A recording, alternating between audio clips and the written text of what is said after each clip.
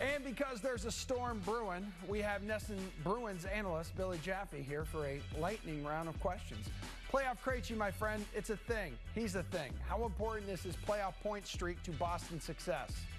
Almost as important as your play on words there multiple times, Emerson. Outstanding. I mean, you use that fifth grade education beautifully. Listen, Thank you. David Krejci is happy, and David Krejci is playing as well as we've seen him play this year.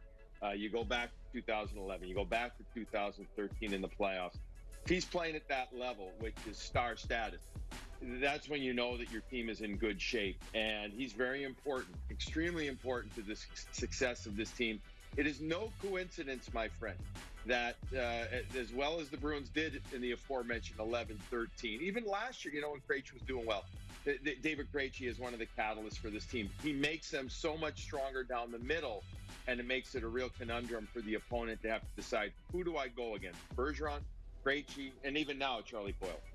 All right, Krejci with that sick assist to David Pastrnak Sunday night, and Lightning coach John Cooper saying his team has got to be a little harder on Pasta. If they succeed here, what impact could this have?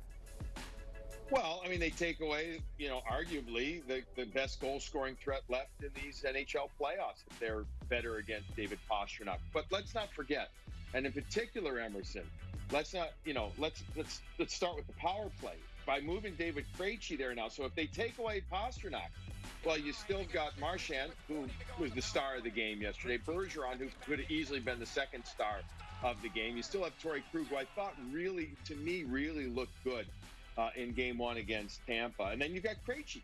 Why are the Bruins 28-2 in the playoffs when Brad Marchand scores a goal? Usually because it means that the little guy is playing a huge game. When he's going, the rest of the team often seems to follow. He was fantastic in Game 1 against Tampa. Halak's 4-0 since taking over for Tuukka. What are the chances he plays every minute of every game moving forward? Well, I think the intent is for him to do that. I know that Bruce Cassidy and Bob Essenza, the goalie coach, are taking it game by game. I don't mean this disrespectfully, but, Dan Vladar is a wonderful prospect. I'm thrilled for him. They got a new 3-year contract extension announced yesterday.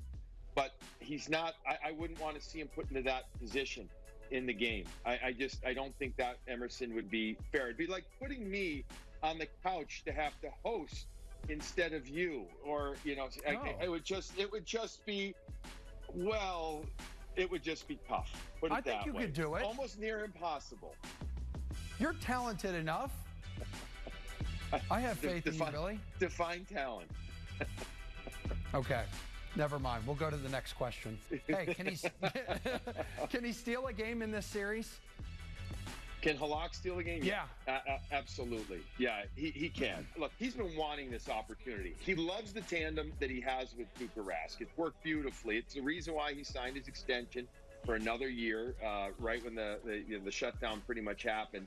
He got locked up for another year. But this is a guy who wants the net. And, he hasn't played the big, huge runs of games. In fact, Emerson, the longest stretch in his career, I had the guys look up, that he played was 14 in a row. You go back to the 2010 season when he was stellar, playing for the Montreal Canadiens, and led him to a great run in the NHL playoff. But he wants the net. He wants this challenge. And he's going to, if the Bruins are going to succeed, he's probably going to have to go past that 14 consecutive appearance mark that he got back in 2010.